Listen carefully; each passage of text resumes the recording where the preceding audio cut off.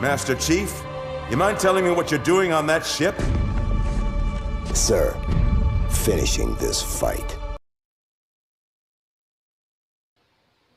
Hello, everybody. Welcome to the podcast version of Extra Credits, the one show we're talking about video games, and nothing but the video games. I am joined by my amazing co-host, Cass the Gravedigger. How is everybody doing this wonderful Sunday evening? And the main topic for tonight is Halo, and I gotta be honest, I don't know very much about Halo, so I decided to call it a favor, call in some reinforcements. Ladies and gentlemen, returning to the channel, it is the one, the only, Jared from Comics League. Aha, yes, you finally called in the big guns. Oh yeah, we're talking about Halo, I had to bring you in.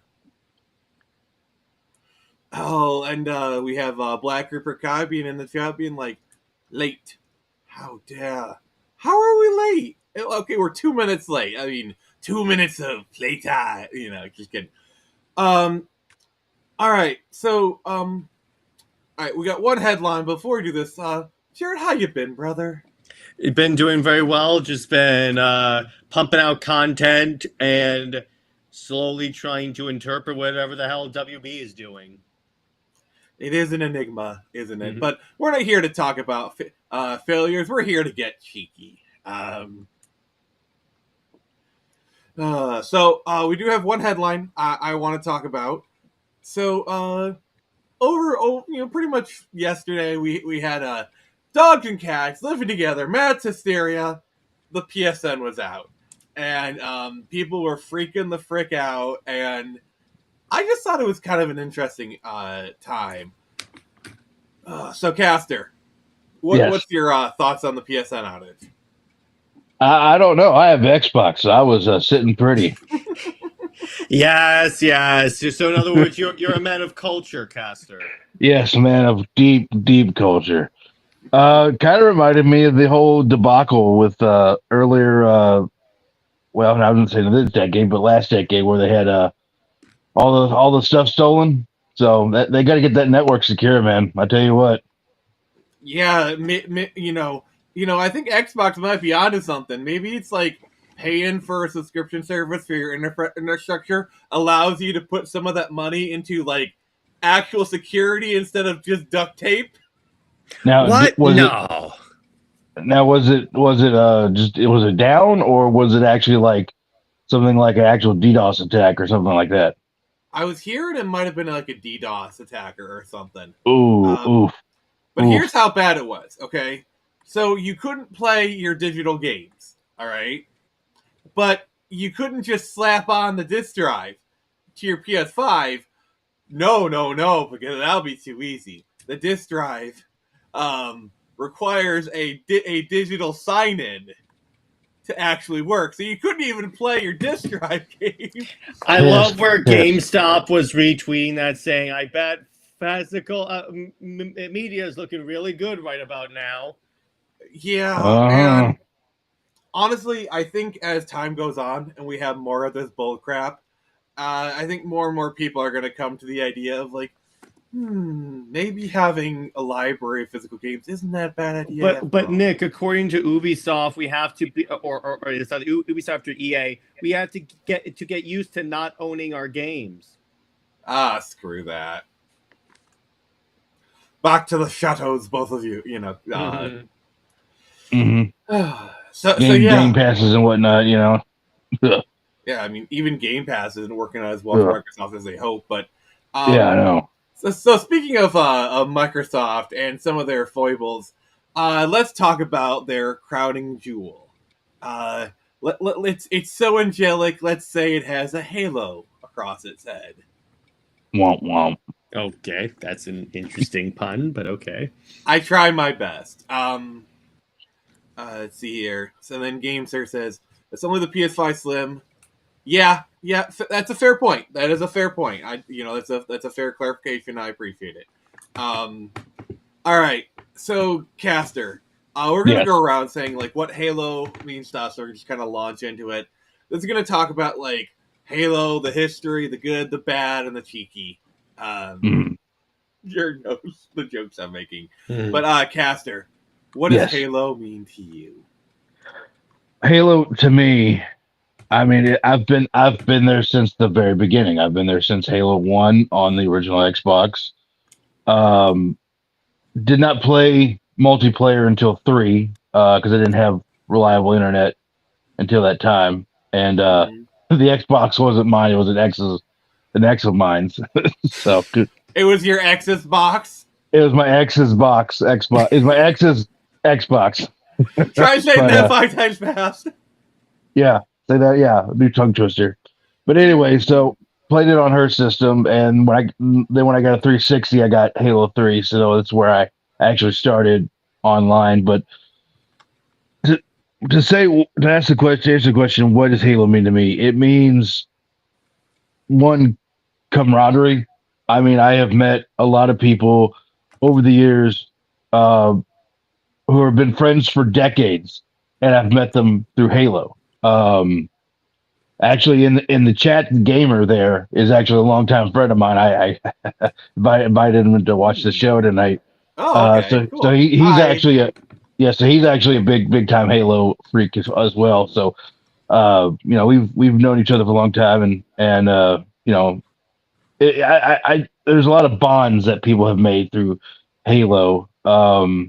Also, I gotta say, a sense of adventure. I mean, each game is just such a wonderful adventure and good storytelling. At the end of it, you just sit there with the credits rolling. Just you need a minute to process what you've been through, you know, and it's just amazing. And when that Halo theme comes on, it's like every guy in the room just stops and just starts humming like it's a All hit. you know? rise for our national anthem. Exactly. Like Exactly. even me, like as a not Halo fan, I hear the theme. I'm going, it's good stuff. Yeah. So when I hear that, it just all these memories and emotions and good times just come to me. And of course, you know, there's bad times too. I mean, it is a video game, so there's a lot of times I've wanted to throw my controller across Bad the room. times are in infinity. Yeah. So, but yeah, that's I would say to me just good storytelling, good gameplay, and just like I said, good camaraderie and making friends and bonds that last for years. And Black Reaper is giving the most coldest take ever. Yeah. So, Jared, what does Halo mean to you? Yeah, well, so I got into Halo around the time Halo 3 started because I had gotten an Xbox, and it was about a couple years later.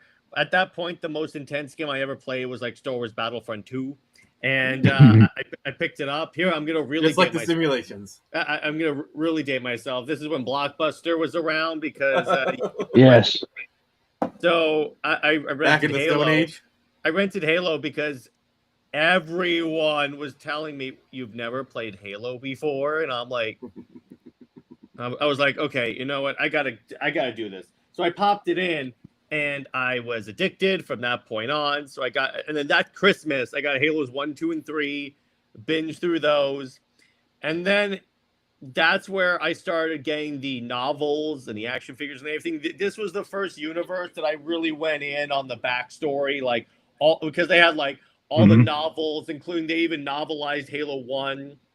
They had my first was actually First Strike, which bridges the gap between 1 and 2, and then I would get more because my mom and my sister used to drag me to the mall all the time. So while they were shopping, I was just sitting there with my little Halo novel, just reading. Like go through a book a day. And I was like, okay, just leave me alone. I'm reading my book right now. And so I read that. And yeah, to echo what Caster was saying, a lot of my best friends friendships have at least been forged in Halo. Like back when I lived in Atlanta, it got to the point where I was the only one of my friends that had Halo. So I felt like I was kind of like a drug dealer where everyone's coming over like, you got the stuff? Yeah, I got it. Man, I got the you want some Halo? You want some Halo? I got the plasma Halo. grenades? Yeah, I got them. And we would come over. I got the plasma grenades. I got the I remember biophone. once we were playing Free for All, and I made this game mode that basically everyone had their favorite guns, except everyone had rocket launchers. So so I'm walking up this hillside. All of a sudden, I see my friends with jetpacks and rockets doing this and spiraling with the rocket launchers, and I'm like, "The hell are you guys doing?" Then there was this other time we were playing online multiplayer. There was all of us were in one Warthog Jeep, and then my buddy just guns it in one direction and goes, "Which way are we going?" And then he drives us right off a cliff. And then someone goes, "Not that way." They were like explode. You see us in the water going like this. But it's moments like those where you think about like that's really what Halo is beyond like the story, beyond like the exorbitant like the fun as hell co-op multiplayer. It's those really wacky moments that you can only get in a game like Halo. So Yeah. what you're saying is, and I'm just extrapolating here, the real treasure is the friends you made along the way. The real Exactly. treasure is the friends you fragged along the way. Yeah. God dang it. So as for myself, I've been kind of on the periphery of Halo for like a long time. I've known a lot of people who did Halo. Like I remember like I was at lunch in high school. I graduated in 06. Like we're reading a Halo novel in Temple of Lore. I remember being in college in like 2007 in like the dorm. They had like an impromptu LAN party between the dorm. They had like a long Ethernet cable, so they had like two original Xboxes set up, and then I remember in like the common area they had like I think 2 or 3 TVs, kind of like this, and they had like 4 different like 360s networked up. I was like, that was so cool. Oh, there was this great story that one of the people that worked for Bungie had said he was going to a LAN party. He had a bunch of TVs and Xboxes in his trunk, and he gets pulled over by a cop for speeding. And the cop, and he was like, "Is the cop gonna think I stole these TVs?" So the guy goes. So the cop rolls down his window and goes, "Where are you going with all the TVs?" And then he goes, "I'm going to a Halo LAN party." And the cop literally goes, "Blood Gulch or Sidewinder." He knew. That's the cultural impact that like Halo has. That like at one point there's a dude that has Halo LAN parties where he just brings in random strangers to his house just to play Halo and eat pizza. Okay, all right. Well then I guess that's my question for both of you guys. Blood Gulch or Sidewinder? Blood Gulch.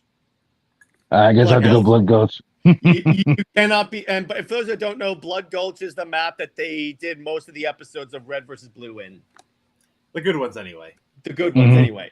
Yeah, because even it's like even when it's like 1-on-1, we'll play Blood Gulch because with the big sight lines and vehicles, we'll just come at each other with like sniper rifles and such. But it gets like really frantic, particularly on the long maps, because I have a buddy of mine that's like really good at Halo. So whenever we play, he starts to breathe really fast too. He's like,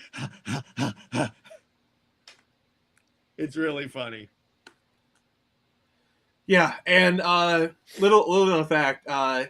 So Jared was so desperate to let me experience the magic of Halo.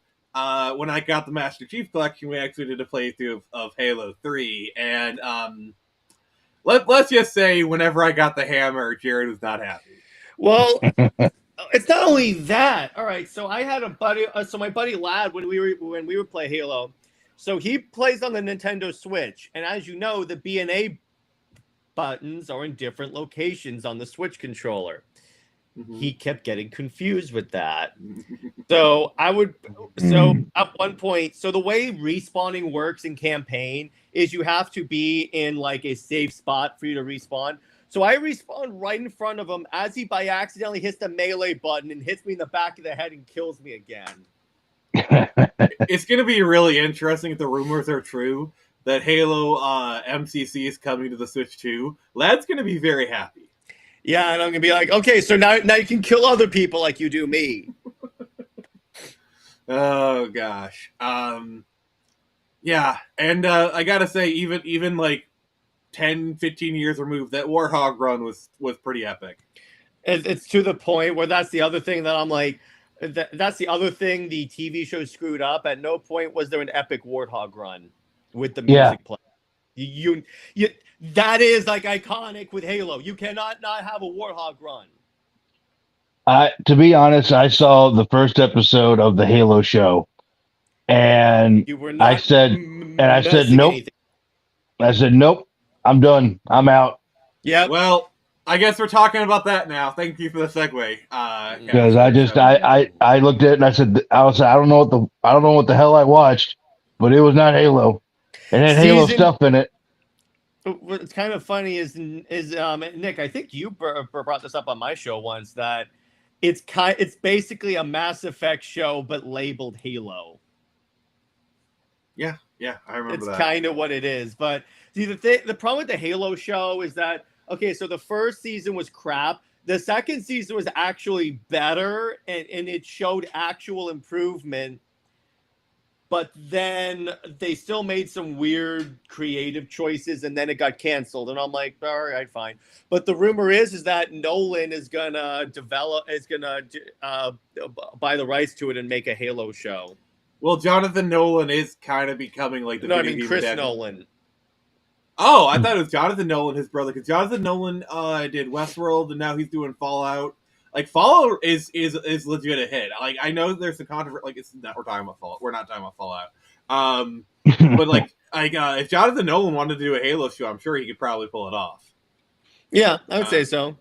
I got to comment here. What Gamer here is saying. I was actually about to say that myself. For the 40 or 50 minutes of that first episode was going, I was screaming at the TV, "Put your helmet on, you stupid son of a bitch!" Like, well, it gets worse, Caster. There was an episode like later on where he literally takes off his helmet, puts it back on, takes off his helmet, puts it back on. So I'm like, okay, so now you're screwing with me then. That's very cheeky of them. Because see, that's the thing about having, like, Master Chief doesn't have like a base, is that anybody can be Master Chief, no matter who you are, what you look like, whatever. You can be Master Chief. Anybody can be Master Chief, But anybody can have the voice of Robert Downs. Yeah, but he's got the what's that guy? The Mandalorian guy. What's his name? Pedro Pascal. He's got Pedro Pascal syndrome, where it's like, I can't be famous because no one can see my face. How can I act? And I'm like, buddy, it's like literally every superhero movie where he's a mask. Like in the third act, somehow they find a way to take the mask off. Well, here's the thing. I would have accepted it as a compromise if they at least did like the Robert Downey Jr.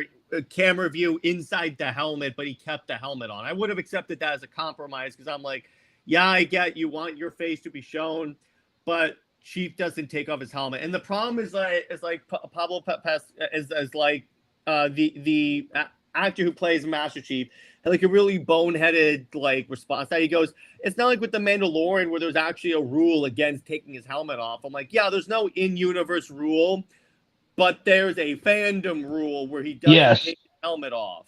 Yes. That's what I was about to ask, because like.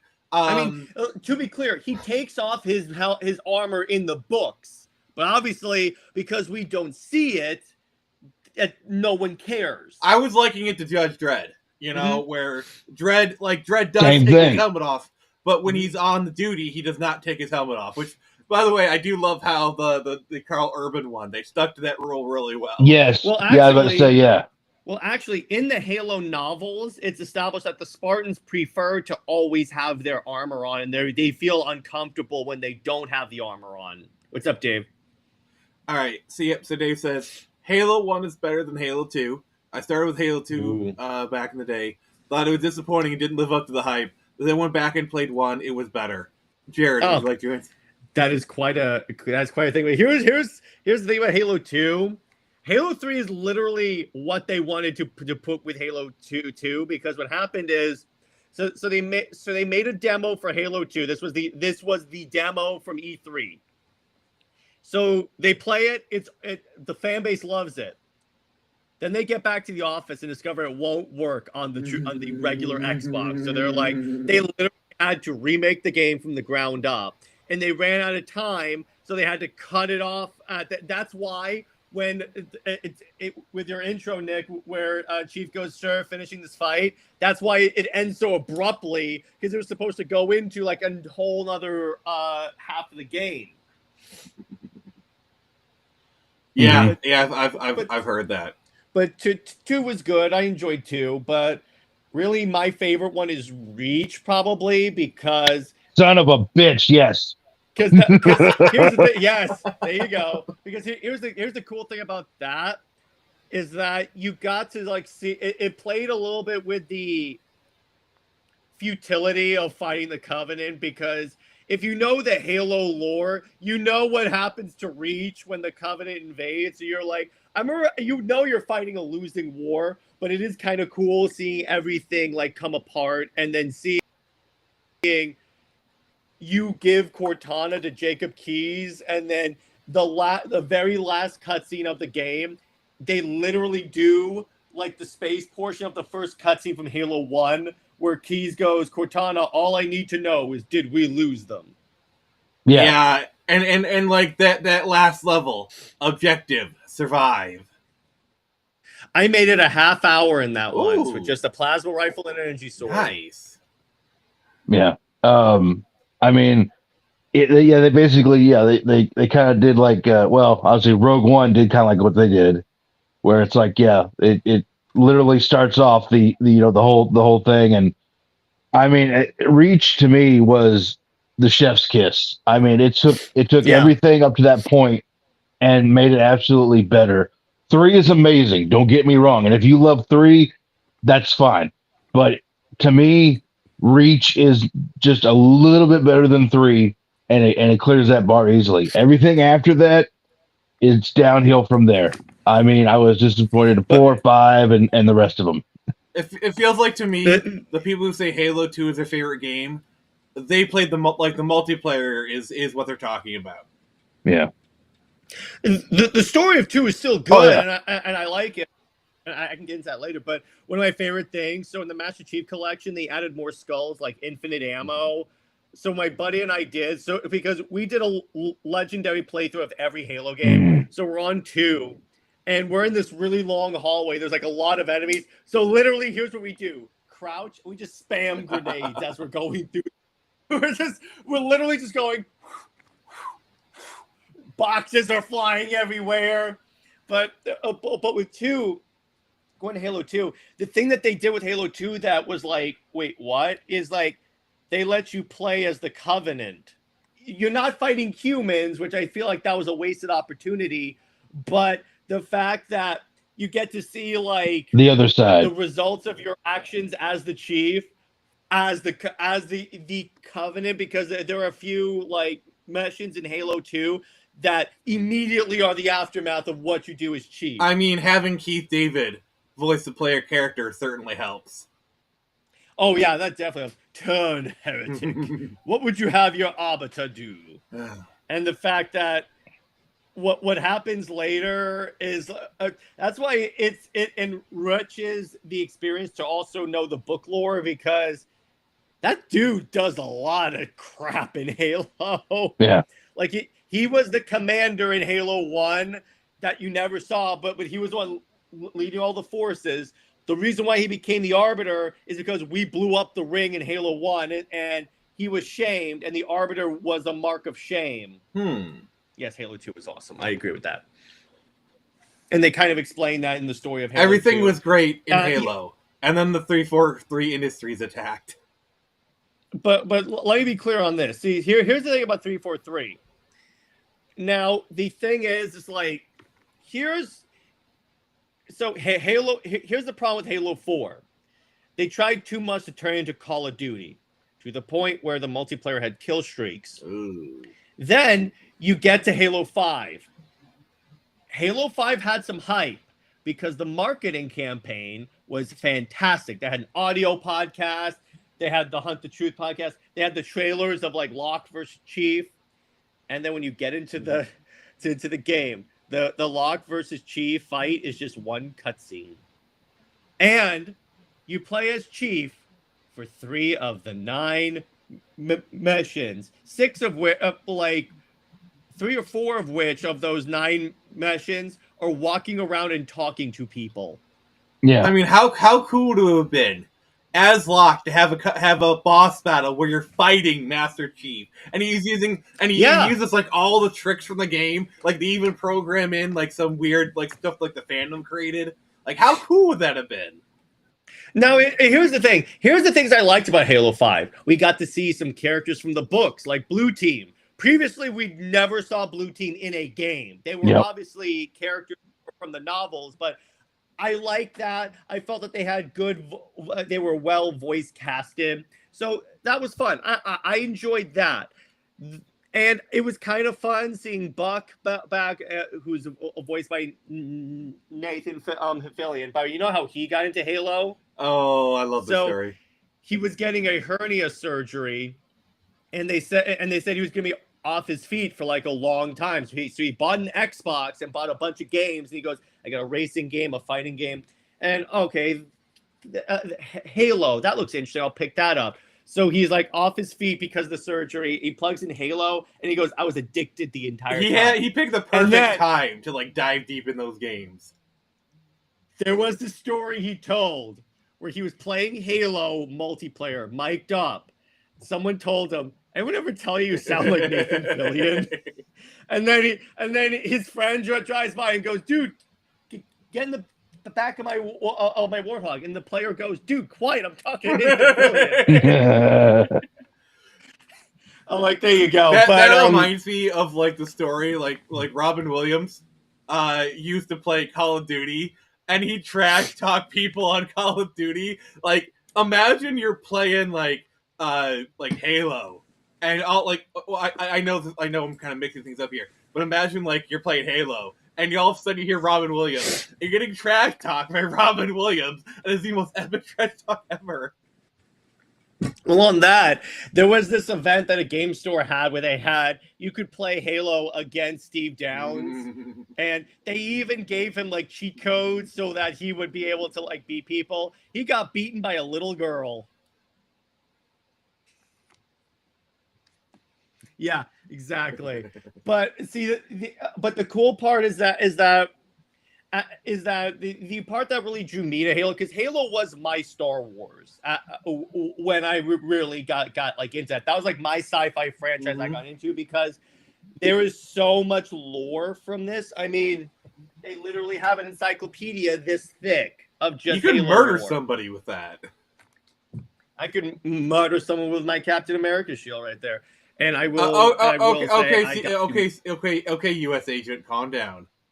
Yeah, I will say it was nice because I got to meet Steve Downs and Jen Taylor and get them to sign him a Master Chief helmet and that energy sword, so that was nice. But you still need to have Steve Downs record a Comic Seek intro. That is the or dream. Jen Taylor. But let's see what else. And then you get to Halo Infinite. Okay, so here's the thing about Halo Infinite. Campaign is fantastic. Campaign is great. They reverted a lot of the art style back to the original. It felt like the campaign itself. Yeah, it felt like the campaign itself was like 343's apology tour for like Halo 5 and Halo 4.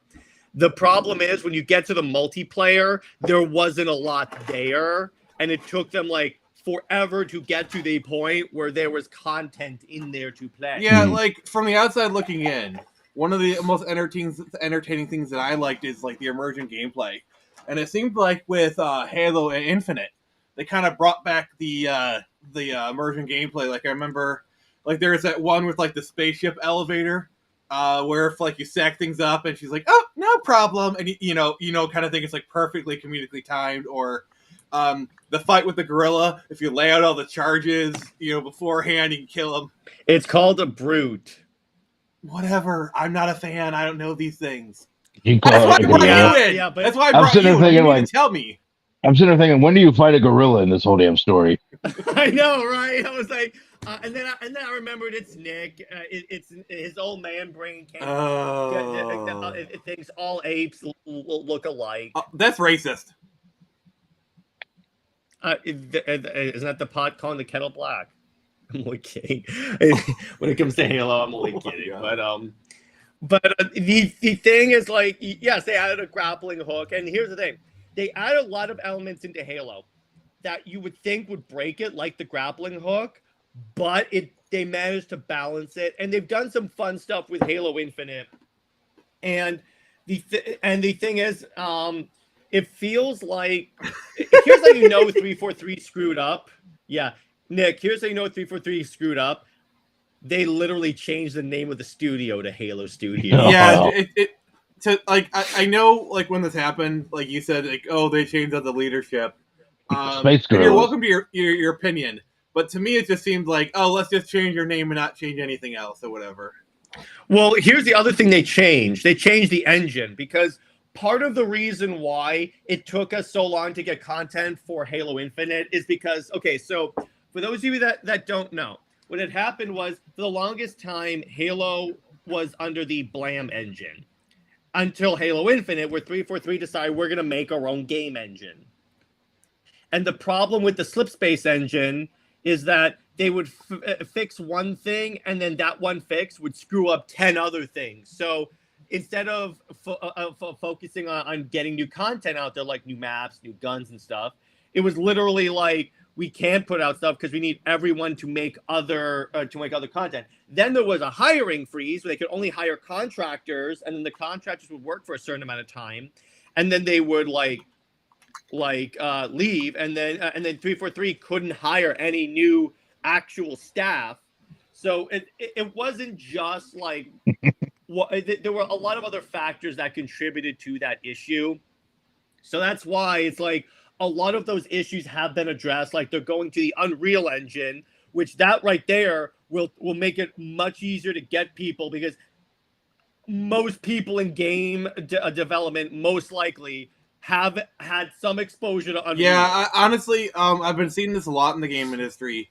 Or like all in the 2010s. Like in the 2000s, everyone was using third-party engines. In the 2010s, every studio was like, we gotta have our own engine. And then you had all these problems with the games, like Frostbite and all the other games. And now we're starting to see a shift back. Like CD Projekt is literally do the same thing. They had the Red engine, and one of the problems with Cyberpunk was technical. And now they're switching to UE5 for their games, and yep. Like if honestly, if there's a problem with Witcher 4 or Cyberpunk in the next game, it's not going to be technical. It's going to be other things, but we're not going down that road.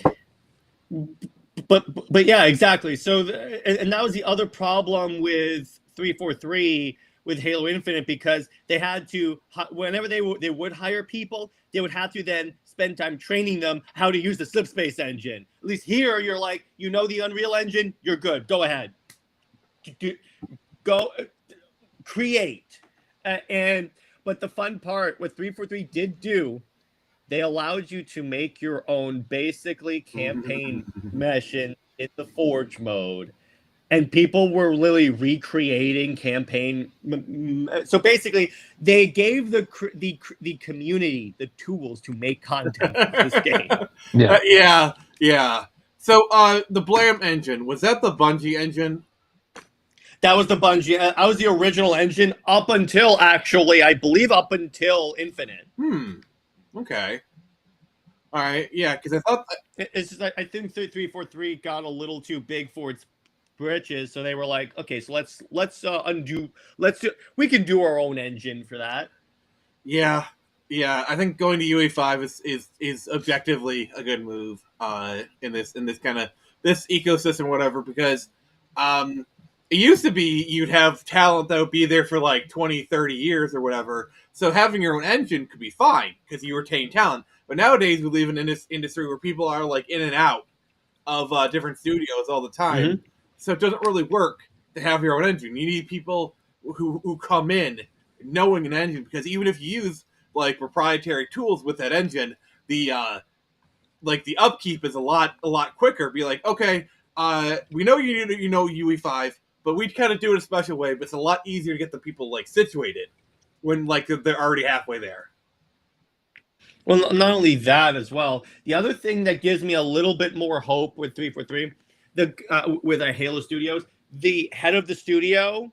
So, Nick, I'm sure you're aware of the disastrous state that MCC launched in, right? I am aware. Yes. He is the reason why MCC became like where people go to, because he fixed the MCC collection and made it a viable game. So if anyone can, and he was responsible for getting Halo Infinite from the crappy state to the state it's in now, which is way better. So if there's anyone that can fix Halo, it's his leadership. Okay. All right. Yeah, I can buy that. Because really, it was a leadership issue with 343. And it was kind of funny. 343 hired people that legit hated Halo. Yeah, and then there's also Wow. like breaking promises, like the whole split screen co-op thing. When you could like glitch into it, and it was like an okay experience. There's a lot. Yeah. And they're trying to bring back Marathon, which is not a bad idea, but I think they're even making that like a live service thing or whatever.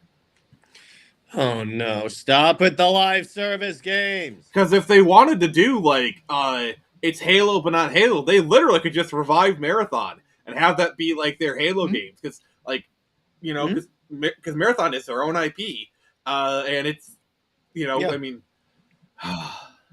the thing. So do you know that Halo was supposed to be a Mac game? Jared, get out of my freaking head! I was literally about to bring that up. Oh my freaking god! Really? What the frick are you doing, man? So yeah, it was supposed to be a game on Apple, but I think it's like Apple didn't jump on it. In fact, it even started off as an RTS. Mm-hmm. Then it was, and then they were like, it was a third-person shooter.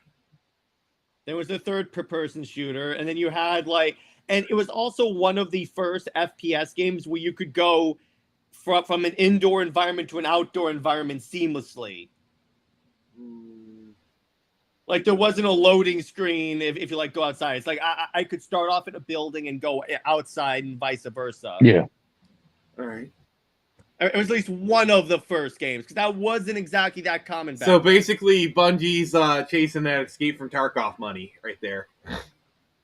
Yeah, exactly. So you had that. It's a lot of the stuff, honestly, with Halo is that it popularized a lot of features that we take for granted in gaming now. It didn't invent them, but it popularized them, like having two weapons, which added a bit of like strategic value. You also had regenerating health. Again, it didn't invent them.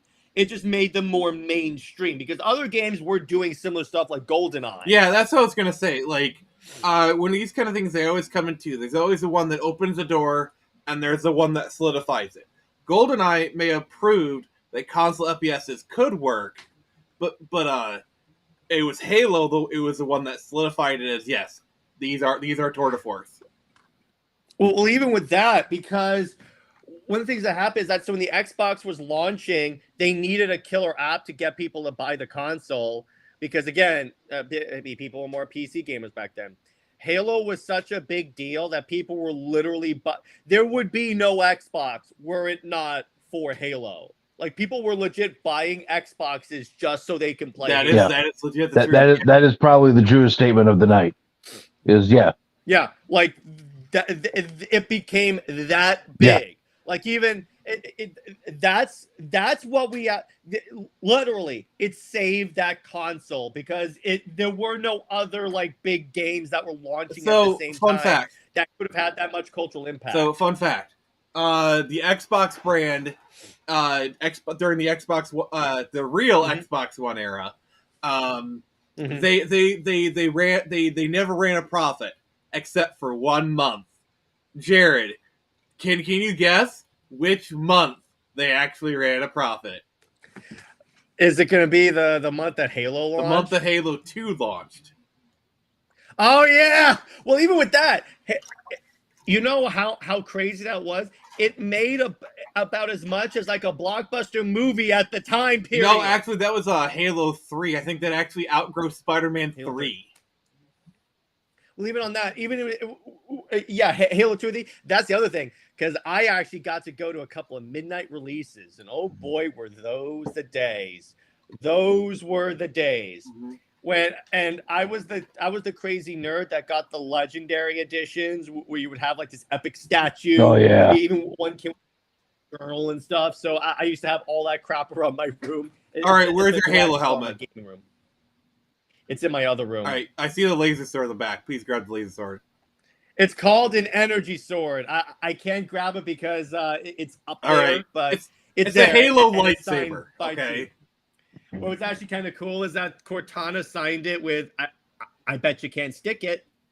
That's a line from the original Halo demo. So the Chief is like surrounded by grenades, and he whips out he's surrounded by elites. He whips out a plasma grenade, arms it, and then Cortana goes, "I bet you can't stick it." And he goes, "You're on." and the Chief quote is, "I need a weapon." That's the other thing is like the amount of like quotable lines from Halo that they didn't use in the Halo show is like, Yeah. Well, ignoring that, you also had like the music itself, because what had happened was when Marty O'Donnell was asked to like come up with the theme from Halo that would become the theme, they just told him they want to be ancient and mysterious. So he's driving in his car and he's like, okay, ancient, mysterious, Gregorian monks.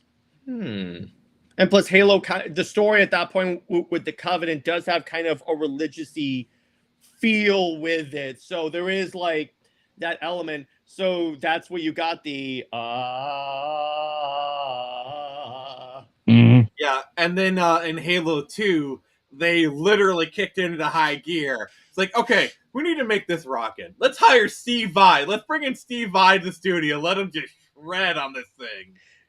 Not only that, you could play that game in guitar, that song Guitar Hero. Yes, and I did. I did. Yes. Oh my god! Oh my god! I did many times. It was so good. And it's like, it got to the point, like, did you know that you could drive the Halo Warthog in Forza? Yeah, I own it in Forza 4. Yeah, of course. That was one of those things where I'm like, okay, I need to buy I mean, that like, so doing, like, the intro mission, and they start playing the do-do-do-do. That's the other thing. Again, it's like, see, here's the cool part about Halo. Here's the other part about Halo that is like, yeah, kind of. That is like really that they do really well in the original games, particularly spectacle, because the Halo 3 Warthog run, you are driving on a planet as it's blowing up around you. Then 2 missions previously, the final battle against the Covenant, you emerge in this epic open space. The music starts playing, and then like every Covenant troop is like fighting you and the UNSC. It's literally like a Lord of the Rings style battle, and you're in the Shield middle shall of it. shatter, Like, spear shall be broken, a sword day, a red day. and the sun rises. But it's like there's so much of that. Plus, with co-op, the fun part about Halo 3 is that your co-op partners are playing as actual Halo characters instead of just Chief clones. Okay, if I ever do meet you in person, I'm bringing a PlayStation 2 and Return of the King. We're doing co-op. I don't want to play Return the King. But the co-op, the video game for PS2. I don't want. I don't care. I don't want to play it. But so with Halo, the other thing that they did, here's one of the cool parts that Halo 5 did. They did introduce squad-based co-op, and the cool part is that you are playing as a campaign, as a different campaign character that had like a different gun, a different HUD setup. So you did feel like you were playing as a different character. So that is another thing that they did fairly well. See, here's the thing about Halo 5. It would have worked if the marketing had matched the game, because everyone was hyped about the marketing. Yeah. Because when you look at like the discourse around Halo 5 pre-release, people were like, okay, they're course correcting. They learned their lesson from Halo 4, and maybe they'll actually get it right, because the market was great. The marketing literally was the Chief goes rogue and Locke is hunting him down. And that's a situation where we've never seen the Chief in, because he's one of those characters that always follows orders. Good soldiers follow orders. And it's like, to put him in that other situation, he's also being branded as a traitor by the UNSC. And I'm like, oh, that is actually really cool. If like you're actually fighting other Spartans as well, to your point, Nick, that would have been really dope. But no, you never fight any of the human Spartans. You're still fighting, and they recycle a boss battle, to quote Angry Joe, not once, not twice, not 3 times, not 4 times, not 5 times, like 7 times. There was one boss battle where you're fighting the same boss battle. They literally clone them, and you're fighting 3 of them at the same time. Why? I don't know why, Nick. Laziness, that's what it is.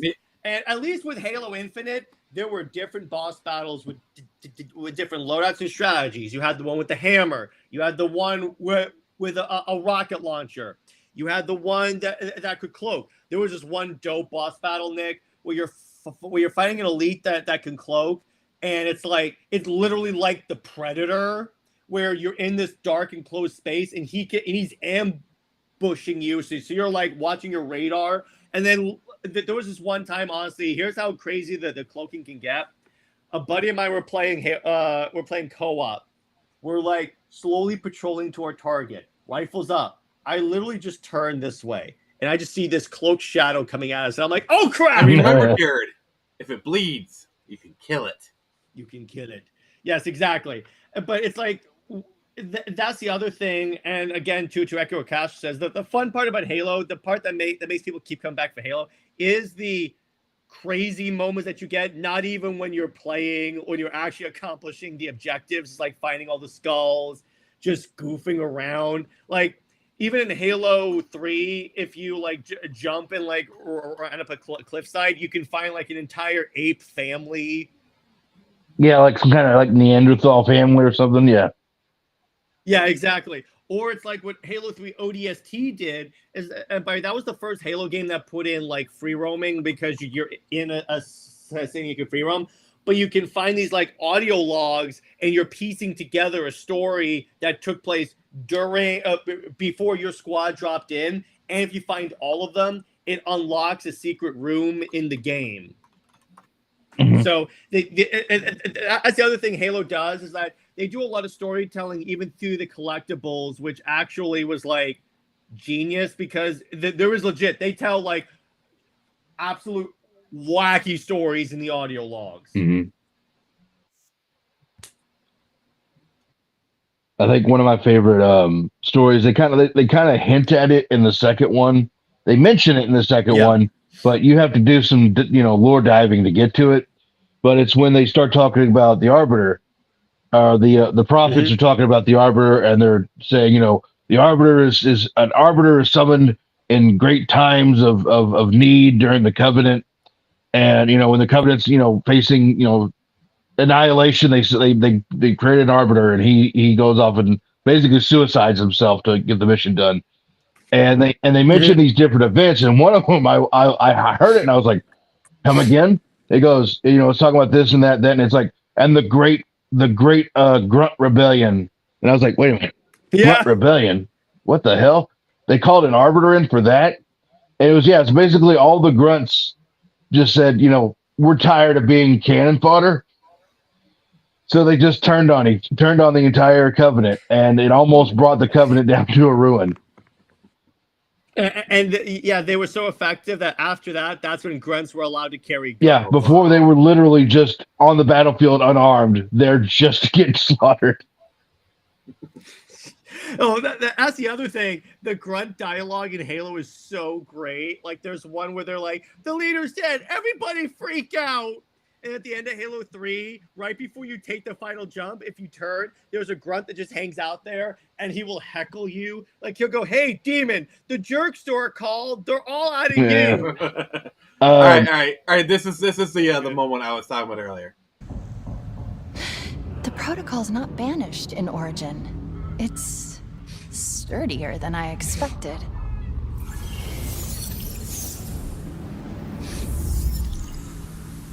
Problem. Wait for it. No problem. just the comedic timing of it. Like that's what I was talking about. Like unintended gameplay. Like they never intended that. Yeah. But like it's just the comedic timing of it was just like really good. But there was Plus, even in, so there was a moment in Halo 2 where my ex at the time, again bringing that story, she was watching her play Halo 2, going through it because I had already played a little bit of it. Girls play Halo. I know, honestly, yeah. Well, ever since that is when you assume the kneeling position and produce a ring. Yeah. So yeah, literally know that like Jared's on a date with a woman and she lifts up her arm. She has a Halo tattoo. But like, well, in Halo 3, that's when they had to where you can actually have female armor, female Spartans, and that really, a lot of girls like that. But so anyways, I'm watching my ex play this, right? And I'd already played a little bit of it, and I'm watching her play the first area, and there's a part where like you're going through the power turned out in the spaceship, the Covenant's on board, and she's going through the corridors or whatever. She literally turns around, faces a grunt, and both her and the grunt go, ah! Because the grunt like turns around and screams because you're there, but it scared her too, and she shrieked at the top of her voice. And we just sat there and laughed. I was like, wow, like both you and the grunt just got scared of each other. That is just begging for an enemy. Other cool thing, there's this other thing in Halo 3. So you're stealthily moving through this group, and you see a brute. And what he's doing is this, Nick. This is what he's doing. Oh, God. He was peeing. So you can, like, walk up behind him and melee him in the back as he's peeing. Oh, yeah. Man, what did you do to piss him off? The amount of times I have attached grenades to enemies' crotches, I should get an achievement for that. My favorite thing is when that warthog goes flying by you, and when it goes flying by you, there's a little sticky grenade rolling on the wheel. It's like, bye. Yeah, exactly. That's not going to turn out well. I'm like, oh, like you catch the wheel and you just see this little blue orb flying around the wheel, and it's like, yeah. That's one thing I really did not like about Halo Infinite is that the vehicles are a lot more durable. So I'm throwing sticker grenades at warthogs expecting them to blow up, and I get ran over, and I'm like, what the hell? Well, even on that, so Nick, if you play Halo 1, so the vehicles are ridiculously hard to drive. It's like you're a drunk person. Yeah. And it gets worse when you drive it over ice, because it's like the vehicle already has no torque. So like turning takes an hour, but you're on the ice, slipping and sliding. And then I'm like, move. They really screwed up that, but so they did. That's why. That's one of the reasons why Halo 2 is so beloved. Is that the vehicles got way better. Like you can actually drive a warthog well in that game. It's not like you're driving and it like takes forever to turn. No, you can actually turn with this, and then they just kept that and kept going. Oh, the other thing that I do like for say what you want about 343, they put back a lot of the cut content into like Master Chief Collection. Like you can board hunters and stick a grenade in their back in the game now. Oh yeah. And then it's like they added in, I'm waiting for them to add it to console, the original Halo 2 demo. Yeah, didn't they say they were going to put that back in? Yeah, I wanted to. They have it on PC. I'm waiting for them to add it to console because then I'm going to play the crap out of that. Oh, what's kind of funny is that, did you ever see the actual footage of that event? So what happened is that Joseph Staten, the creator, the like narrative guy, is there. He's starting to play the game. He's going over all the safety stuff. All of a sudden, Sergeant Johnson comes in and is like, "Shut up, boy! No one cares about safety. They're here they're here to play Halo." And he goes, "This is not what you're about to see is a live feed, not one." Sadly, like simulation. This is the live feed of a live operation in progress. Because again, back then it was rare to actually play the game right there in the demo, as opposed to have a pre-recorded demo. Yeah, no, there was no subtitle like this is simulated gameplay, whatever. Mm-hmm. By the way, the other thing that Halo 2 added in that got big cheers, the ability to board a vehicle, because in Halo 1, the amount of times we get run over by vehicles is like astounding. But now, if a vehicle is charging at you, you can hop on and GTA kick the driver out, and then you take over their vehicle. The amount of times I've done that is astounding. Surprise, mother ducker. Yeah, exactly. Or it's like, what's kind of cool is that if you're like really high up and you try and board a bunch of Banshees, you could do that to take out all the air vehicles. I've done that before. That was great. Yeah, it really is. They make you. Here's what makes Halo good. They make you feel like a badass. Yes. Like in any of the games, they make you feel like a badass. Yeah. And yes, they even did an RTS game, which I enjoyed. I think it's underrated, particularly the second game. It's not as good as the FPS games, obviously. They call it Halo Wars. Yeah. Mm-hmm. Halo Wars. So they did that spinoff. If they were to do another Halo spinoff, like what kind of game would you want? Like what genre? Like what spinoff do you think would be perfect for Halo? RPG, maybe? I was going to say the same thing. Halo RPG. So you want Mass Effect? That'd be kind of fun. Except with actual Halo stuff. No, it has to have an active time bar and it needs to be turn-based. No. No, I'm not doing that. Here's what I want. And this is what I want. I want a Halo dating simulator. That's what Nick wants. No. You can date all the grunts. Take Cortana on a date. No, in this game. But if you look, if you go from Halo 1, 2, and 3, if you pay attention, who boobs get bigger. All right, yeah, like Tommy the Green Ranger kicking the others out of their Megazord, Man with the Menace. Yeah, that's what that was. Here's what I want to see. There's a crossover I want to see that desperately needs to happen. Green Lantern? Well, actually wouldn't be bad. Halo. No. Halo and Doom. Doom guy and Master Did you know Chief that they were together. supposed to? Did you know they were supposed to do an episode for that Amazon series, but Microsoft said no? Yeah, like that was actually pitched. Like that was gold. There's no one that wouldn't think that was good. By the way, so the other part that was like really effective with Halo 1, so they make you feel like you're a badass. You're fighting the Covenant. Then at the end of the assault on the control room, Cortana goes, "Oh no. There's no way Keys would open that up. Go, find Keys, get him to stop because he's about to like destroy everything." Then the next mission is like a horror movie because that's when you meet the Flood. Oh yeah. And they play it off. You're in there. There's blood on the walls. There's bodies everywhere. Then you come across a lone Marine that's so discombobulated. He's shooting you with the Magnum. So Jared, do you agree with this take? No. Oh, explain. Chief has enhanced speed and the Chief has thrown vehicle in. I think like the caliber of enemies that the Doomslayer has fought is quite an order of magnitude higher. Oh, Master Chief could annihilate those demons easily. And also, like, Master Chief's what, 10 feet tall? 10 feet tall, steel skeleton. Literally, they have grafted metal. He has unbreakable bones, enhanced speed and strength. Like, the dude is... Doom Guy is a badass of his own.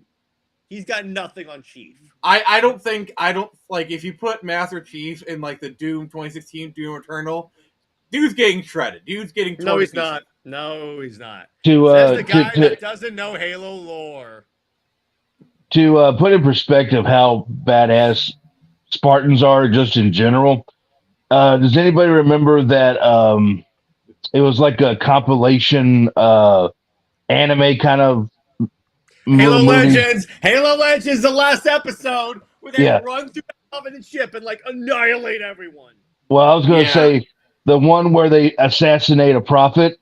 Yeah. And Spartan has the targeting system like their helmets messed up and they can't do a targeting system because they're going to snipe this prophet from like 6 miles away, right? And they need a targeting system. Well, they can't do it, so Spartan takes off their helmet and it's revealed it's a beautiful woman Spartan because they never talked at that point. Oh, she's But hot.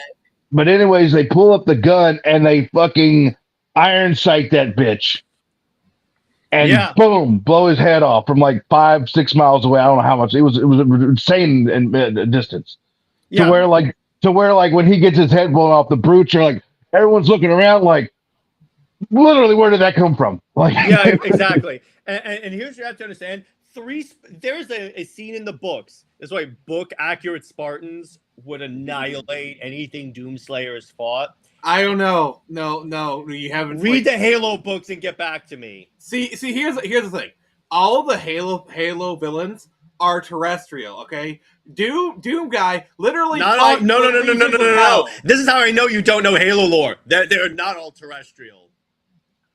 But these are like a whole nother level. The enemies. These are supernatural. Like, he literally has Master Chief literally killed the creators of the game.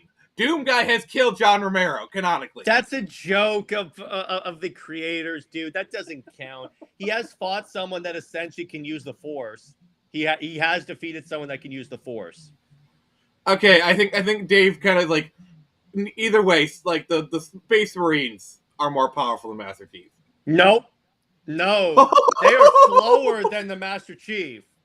The fastest Spartan can run 30 miles an hour. I'm willing to debate you on the Doom guy stuff, but you are wrong on the space. No. I'm sorry. The Spartans are faster and stronger, and the armor is faster and stronger than the Warhammer armor. Okay, says a person who doesn't know space. Let me put it this way, Nick. Read the books and then get back to me. All right, I challenge you to put a tweet out that says Master Chief could slay any Space Marine. Fight me, and just watch the comments prove you wrong. Well, the comments are probably going to be like, "Okay, that's true." Anyone that knows that has read a Halo novel, the crazy crap that these guys do, and the amount of stuff that they do to any type of enemy is astounding. And the Space Marines stuff. And the stuff the Space Marines have to deal with is a whole nother level. No, Phoenix, I know this. I know that, but I'm just saying comparisonly, I got to give the advantage to the Spartans, particularly when you add in all of the enhancements that the Spartans go through. I know Space Marines get their enhancements too, but it's like we're also talking about remember Master Chief did fall from the stratosphere and survived it. Yeah, you can't do that with a Space Marine. Well, so did Batman, but we're not saying Batman could get apples and oranges, Nick. Apples and oranges. But Batman survived from the stratosphere. Actually, he didn't. What he actually did is he tore off a portion of the wing of a Covenant ship, and then glided in. Wait, Batman did? No, I mean Master Chief. I was like, when did this crossover happen? Yeah, thank you, Gamer. Thank you, Gamer. Lore accurate Spartans in the books are portrayed as way more terrifying. Yeah, and still doesn't Matt defeats the Space Marines, not even close. I will fight you on that, Dave. I will fight you. And honestly, the Spartans are actually, their origins are a lot more dubious in the lore. Kidnapped from their homes at age 6, experimented on at age 14. And the way Catherine Halsey got authorization for it is that she said, "Oh, we're just experimenting on chimpanzees." Yeah. Yeah, that's it. Or like the Spartan 3s, where they were kidnapped from families that had gotten like wiped out from the Covenant, but they're literally created to like be thrown thrown armies at the Covenant just so they can like get taken out. It's like the Covenant. And you say like, oh well, the Doom guy fights like demons and stuff. What is Master Chief's name among the Covenant? Demon. The Demon. because of all the crap that he can do. Yeah, Dave. He's the Doom Slayer. All right, this guy fought in hell for an eternity, for like 1,000 years. This guy's literally like, this guy is the boogeyman's boogeyman. I like how this discussion has turned into a playground argument. No, I mean, we all know Superman could totally take on the Flash.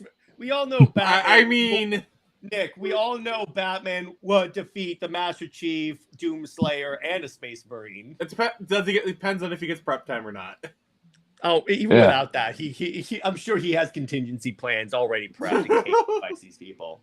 Yeah, he has hey, prep time for his hey, prep time. God. Bruce fights Angel and God, so has Master Chief. Again, you clearly don't know Halo It's like, lore. so I'm gonna hack the suit, and I'm gonna steal Cortana, and I'm gonna threaten Master Chief that if he doesn't do what I want, I'm gonna take Cortana on a date and steal her affection. Space Marines are not recruited as kids.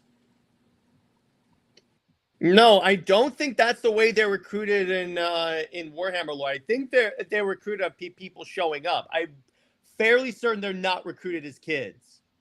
I don't know. Also, I don't know the lore either. I have Jared, nothing. I put the tweet out. I put the challenge down.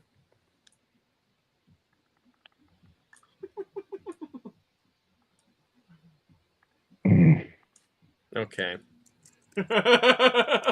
Oh, Jared's like, all right, I gotta do this. I gotta rep my boy. Yeah, I'm sorry. As someone that has read the Halo novels, which trust me, they make the Master Chief in the games look like a kitten. I should warn you. I have a lot of 40K fans in my that follow me. So there are people who know 40K like the back of their hand. Prepare to get schooled, brother. Yeah. Oh, he's typing with righteous fury. With great vengeance and furious anger. Yes, I know that reference. Oh, the BFG 9000. The Chief has the Halo 1 Magnum. I win. God dang it, you're right. Crap. Thank you. Yeah, I used to throw the assault rifle and just magnum the entire game. That's all you need is the Halo 1 Magnum. You could fight a hunter, literally the most armored up guy, just by shooting him in the back with the pistol once. Because, Nick, the pistol caliber for Halo 1 is a 50 caliber. Oh, God. You literally carry a Desert Eagle everywhere. Oh, God. Yeah, Is you think it's like you're just you think it's just your backup pea shooter. Okay, I'm gonna check that because I have a Space Marine Codex. Hang on. Oh, God. He's Where's going my to the Space Marine sacred book? text. He's going Where's to my the Space Marine? Because I read that section. They never said that. I like how JB talks about AI overview, and the next comment it's like, given AI thinks the rhino is a bird, so. Mm-hmm. Okay, I'm gonna look this up. Hang on. Are Space Marines recruited as kids? But yeah. Often recruited as children because they have fewer complications, but it's not an overall thing. Most Spartans from class 2 through 3 were as 6-year-old kids. Actually, if you're saying 10 to 14, 6 has you beat because they have more training. Ah! All right, here's a question for you. Master Chief versus Superman. Superman! Well, I mean, my God. Okay, actually, I got you. What kind of a matchup is that? Okay, here's a better one. Master Chief versus Wonder Woman. Wonder Woman. What the? You're giving me characters that have what? Let me put it this way. Superman and Master Chief would Superman and Wonder Woman would destroy any Space Marine. Fight me on that. Or Doomslayer. Oh, God. We're talking like, God levels of power here. We're talking about a dude that is bulletproof against anything not covered in a glowing green rock. I mean, let's be honest, honestly, which one could bench press the planet? Yeah. Which one literally was carrying planets? Yeah. Hey, Master Sergeant, what's up? No, No, it's Halo not is still on TV. not. It's not still on TV. Thank God. Thank God for that. Oh, okay. Yeah, Nick, you gave me like the worst matchups. Like those would end in like 2 seconds. All the chief, literally, all Superman has to do is just spit at him because his spit is like a bullet. Yeah. I think oh god, Kratos would like destroy. See, Kratos is like the one character that could probably defeat Wonder Woman. Even Jared. Yeah. His whole thing is he's destroyed every god. Yeah, I kind of have to. And Kratos would give Superman a run for his money. Yeah. Like Kratos, Magic. like Kratos That's all you versus gotta Superman say. would be like Doomsday versus Superman. Like Kratos might actually have a shot. Yeah. You can't pit gamer. You can't pit a super soldier or human against literal metahumans. Thank you, Nick. That's because Space Marines up front and the rest fail. Well, that's the other thing with Spartans, because when people think, you can. Because when Halsey recruited the original Spartan program, the Spartan 2s, so she had a list of 150 kids. She scouted out each of them and like checked their genetics. She even met with most of them to establish, like, are these kids character-wise? Is like when she saw John, she saw like because when she first met John, who would become the Master Chief, again, he's 6 years old. He's playing King of the Hill, and he wins every single time. Or like she would flip a coin, and every time he would name, he would correctly identify which is going to be up. So there's certain like testings that what you can get where you can identify, and so it was more subtle what Halsey did. Plus, she had to like distinctly check the kids, because of the 150 kids, she was still trying to make sure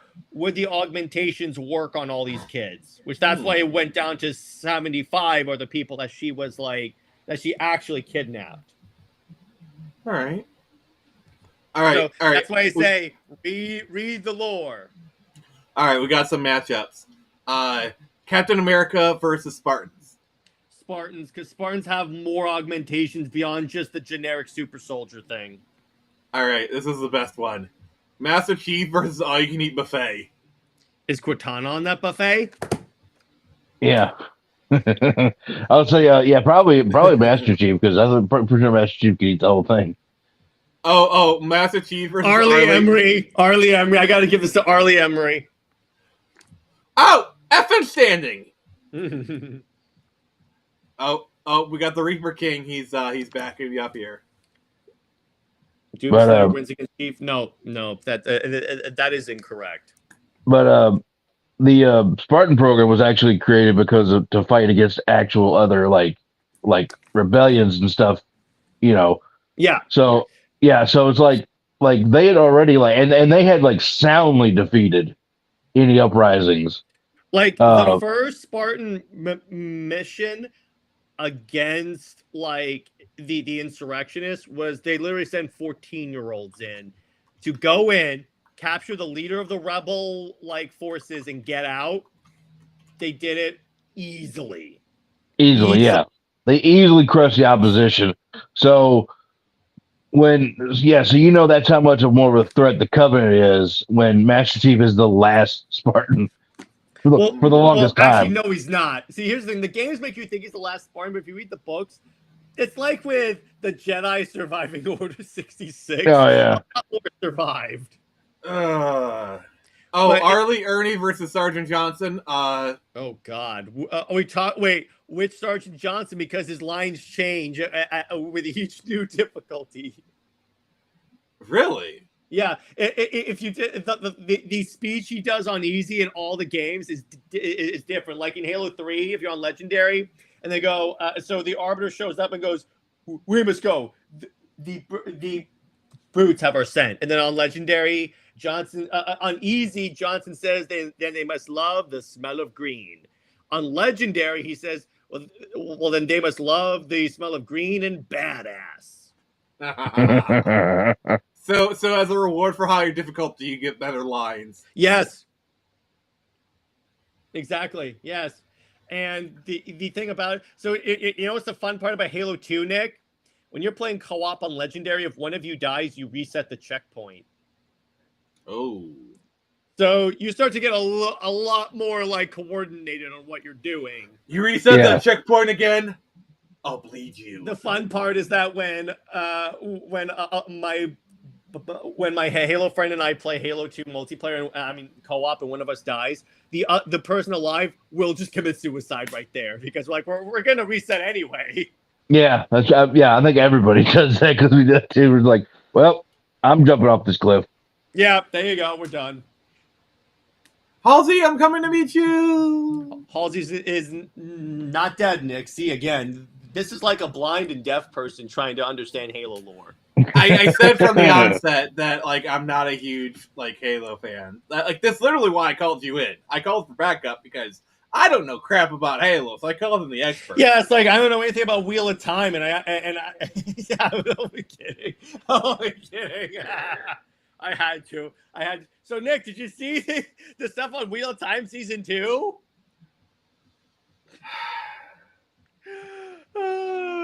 So, by the way, if you really want to see me have an aneurysm, over on my Patreon, I have an exclusive episode that I did with Jared where we reacted to the first episode of Wheel of Time, and oh my god, I've heard enough. I only heard what you have told me. That's all I need to know. Caster, if you subscribe to my Patreon, you can actually watch. You can literally just see my sanity slip. So there was this one moment. I'm just gonna tease it. When Nick was like, "Okay, so I'm gonna watch it and then I'll pause whenever they do an inaccuracy." We made it 10 seconds into the episode. Yep. There's my it was basically Moraine was doing a speech and she was like, "Oh, men are terrible. They broke the world or whatever." When bitch, men literally saved the world.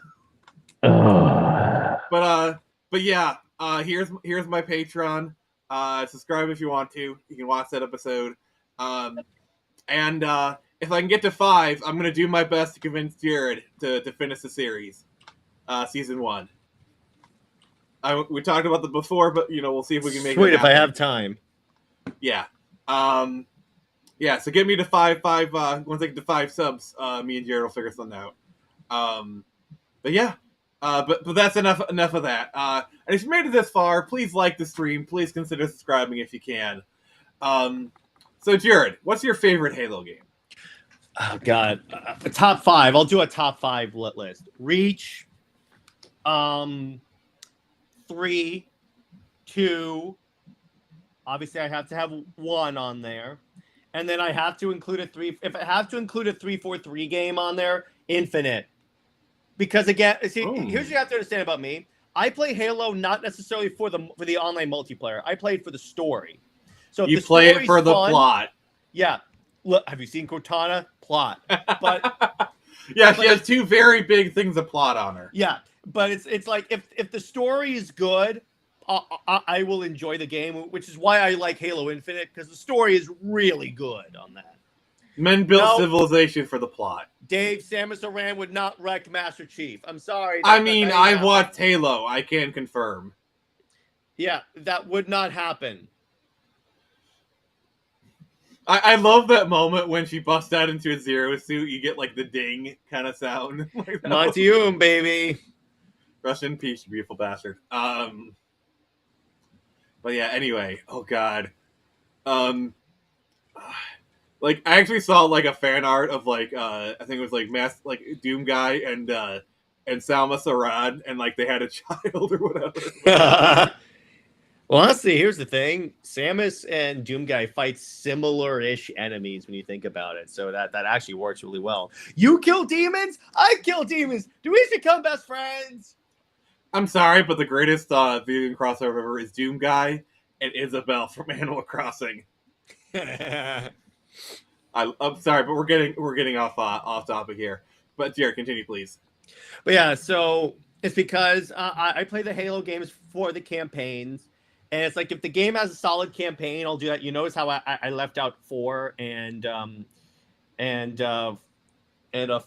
Here's why. Here's the problem with the 343 era. Bungie kind of had this issue, but it was less severe. To understand the story and the campaigns, you had to read the novels, the comic books, watch the podcast. You had to do all this other homework, to quote the Act Man, in order to understand the story going on. Like, why is Chief with Blue Team all of a sudden? Why is Locke a Spartan? Why is this? Why is this? Why is this? So I'm like, oh yeah, it's in the ancillary media. And I'm like, what? Again, Bungie slightly had this issue, but it was nowhere near as bad as it was in the 343 era, particularly 5. Here's a plot for 343 to tackle: Master Chief versus Canada. Oh, Canada would lose because they'd apologize. What's Canada gonna do? Attack him with pamphlets about their gun safety? Yeah. Okay. Chief is literally uses guns all the time.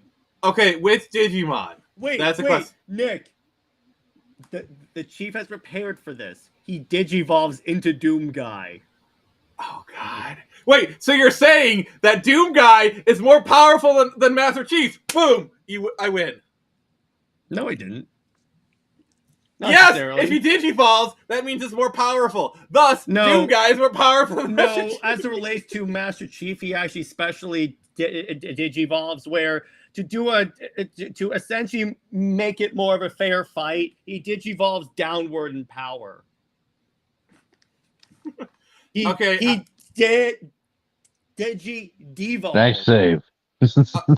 Okay, we need to kind of address this part. I'm sorry, but like the mobile infantry from Starship Troopers is literally the ODST, and if you read the Starship Troopers novel, they're basically wearing Halo armor in that. Yeah, they are 100%. Starship Troopers is literally the inspiration for Halo. If you're saying Starship, the mobile infantry from the books versus Spartans, still say Spartans because of the enhancements, the armor. Because here's what people understand: so with the Spartans, the reason. See, here's what you guys have to understand: the suit itself is an enhancement. Like, it's so responsive that when they put regular people in the suit and tried to move their arms like this, it would like overcorrect and the arm would snap off. So that's why I'm talking like Spartan kids. Mobile infantry versus ODST. I think the mobile infantry would win. Mobile infantry wins because of the crap and cannons that are attached to their suits. I gotta give it to mobile infantry. Okay, we got some good comments here though. Well, maybe. Canadians are basically the Covenant anyway, those syrupy bastards. Oh God, yeah. I mean, great journey. Have you had Canadian maple syrup? It actually is as good as people say. Mm-hmm. Chief versus Shy Guy from like Mario. Mm-hmm. Not in the movie. They don't have the Marauder suits, and the one in the third movie isn't even close to the book. I think he's talking about like Starship Troopers, but yeah. I saw the third movie. Yeah, with the Marauder suits are based. It was kind of funny. They give you basically a Marauder suit in the 343 games. It's called a Mantis. But yeah, I'm going Molten because it can move 6 months. Him a nuclear powered flamer. Wait, what does the frick is the SVP has to do with this? I have no idea. Yeah. Also, mobile infantry has like millions of men. Yeah. Spartans have killed millions of Covenant. Check and mate. Yeah, that's why I put mobile infantry versus ODST. ODSTs is believable. The Chiefs kill count is ridiculously high. Yeah. World's high. Yeah, like he has destroyed possibly the entire. The amount has possibly reached the amount of people that live on planet Earth. Oh, ooh. He whips out a Pokemon. His Pokeball is like a hunter, a grunt, an elite, and then Doom Guy. He's like, I make Doom Guy a fight on my battles for No me. legendaries allowed. No legendaries allowed. Yeah. So still Doom Guy is a legendary Pokemon. It's Doom Guy. Well, here's how he's not Doom Guy. He's Doom Guy and Doom Eternal because he's constantly running out of ammo. Oh, no, we got checkmate here. Master Chief versus Master Chef. Oh, jeez. Well, the Master Chief does know how to cook an MRE, but I don't think he's going to be. I don't think he's going to be winning this. He's not going to be Gordon Ramsay. He's going up against Gordon Ramsay. Ramsay. Wait, Chief takes off his helmet and he is Gordon Ramsay. And he just says, "You donkey." He's holding down a covenant and goes, "What are you? I'm a moron sandwich." I'm just seeing in my head like Master Chief trying to delicately crack an egg, but just keeps obliterating it. In his glove. That they did that in the comic books, like because they did a comic adaptation of like the first Halo novel. He holds his helmet up and then he just crushes it by accident because he's not used to the strength of the suit. Master Chief. Oh God. Okay. Not even the Master Chief has the capability to destroy worlds as much as that hack. Hashtag King off Wonder Woman. Yes, exactly. Hashtag right. the dude that takes credit for other people's work. All right, Jared. Since you've guessed it on the show, do you want to take a moment to explain that glorious hashtag? Yep. So Tom King is writing Wonder Woman very poorly. I found out. So you know why Tom King's books always suck? Because he's Tom King. According to King, he has like on his computer a file of a bunch of story ideas that he just plugs in any character that he is writing into, like a drunk pirate girl, Supergirl. Oh God. The King of America is capturing a group of people. And Wonder Woman. It's not so he does the whole trope of trying to force the character into the story instead of the other way around, which you should do. So what the Wonder Woman fandom and I did, mainly me, is we started the hashtag King of Wonder Woman and retcon Trinity. And the King of Wonder Woman is replace him with a writer that actually gives you that actually cares about Wonder Woman, and retcon Trinity means get rid of her stupid daughter. I think JB has the ultimate foe. Master Chief versus EA. EA. Yeah, there's nothing he can do against EA. Oh my God. But talking about shoving. EA is the Galactus of the gaming community. Oh God, yes. All right, what were you going to say, Kessler? I was going to say, you talk about shoving characters into story ideas. I just had immediately thought of that episode of The Simpsons where Stan Lee is like trying to shove the thing into the Batmobile. Okay. Let's shove Master Chief into like some weird situations. Master Chief in Star Wars. Master Chief and Wheel of Time. I had to. Still better than the actual show. Master Chief and Avatar: The Last Airbender. They probably would have a good third season. Oh, God. You're running all the tropes. Season. Oh, Master Chief in the DCAU. They probably would actually respect Wonder Woman then. No. Master Chief hands Batman the Halo 1 Magnum. He's like, normally I don't like guns, but this is just so good. I'm gonna make an exception. It's like that one meme from The Force Awakens where Han Solo has the bowcaster. He goes, "I like this." No. Master Chief and the Hardy Boys. No. Okay. Oh, I got it. No. Master Chief versus John Wick, but John Wick has a Halo 1 Magnum. John Wick. Here, I got one for you. Master Chief versus Super Mario Brothers. It's a side scroller. He has the assault rifle, killing mushroom people. He gets to the final boss battle against Bowser, and he just shoots him and kills him. And then he turns to Mario and goes, "Have you ever tried just shooting him?" Dave, you are evil. Here, read this. I would take that. Oh, Master Chief meets more about Wonder Woman than I do, because here's the thing. Halo, Tom King would probably write really well, because guess what? Everyone's depressed in that universe. All right, Cassie. Great. Well, actually, also, everyone's emotionally stunted in that universe, so he'll fit in great. But, Cassie, what do you got for us? I was gonna say Master Chief meets the Harlem Globetrotters.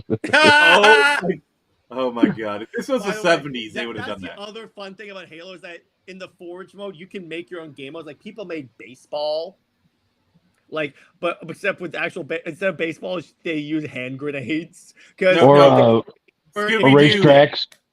Scooby Doo featuring Master Chief. yeah, Yeah. you could do that. People, the amount of Forge maps people have made, like they've made underground bunkers, they've made Forge art. Red versus Blue. Is basically just Forge. Once they get to Halo 3. Yeah, exactly. Okay. Master Chief versus the entirety of Team Ruby. Team Ruby has superpowers. I don't know. I think Master Chief might actually. Wait. What's his semblance? Well, Here's why. When the DC characters went to there, they had to actually discover their superpowers. The Chief's is he just shoots explosions out of his hands. Okay. I'm sorry. I need to rant for a second. Like, how do you misunderstand Batman so freaking much? I know, where he's like, I wish I had superpowers. That's why the first one sucks. The second one, where they actually go in the DC universe, is way better. Like Batman would not complain about getting superpowers. Like he would be like, okay, I have superpowers. I don't need them, but I'm happy I have them for here. I'll use them, but I don't need these. That's happened before. Although Jessica Cruz was well represented, I felt, as a Green Lantern and a Jessica Cruz stan. Oh God, Master Chief meets Kiss. They sue him. Master Chief. Here's the ultimate matchup. Are you ready? Master Chief versus Will Smith. Oh wow! I made a Will Smith joke on my show last night. So Britt and I were talking about. For some reason, she mentioned what Will Smith playing a character that fell through, and I go, well, that's just a slap in the face. See, here's the question: did Master Chief make a bad G.I. Jane joke? That's really the deciding factor. Yeah, probably. No, he goes to slap him, but he's in his helmet, so he slaps, he breaks his wrist. Master Chief saves Christmas. Oh God, Master Chief versus Yamcha. I can see the movie now. Santa can't deliver presents because of the Covenant bombardment. Oh, I got it. Master Chief versus Goku. Master Chief does a Kamehameha. Oh God. Let's see. What's another good one? Master Chief versus Marvel Editorial. Oh wow. God. No. Master Chief versus Spider-Man Editorial. Master Chief versus Joss Whedon. Oh, that's a slaughter. Mm-hmm. No. And the thing is, Marvel Editorial says, "I'm sorry, Master Chief, but you can't have any feelings for You're a toxic man, and you can't have guns." Oh. He wishes. Yeah, exactly. Master Chief versus Black Noir from The Boys. Oh. Master Chief versus Transformers. He makes the Decepticons his bitches. There is a Halo Transformers crossover where he. Oh wow! It's an action figure. Turns into a warthog. Yeah. Oh my! Oh! I must have. Oh God! It's happened, guys.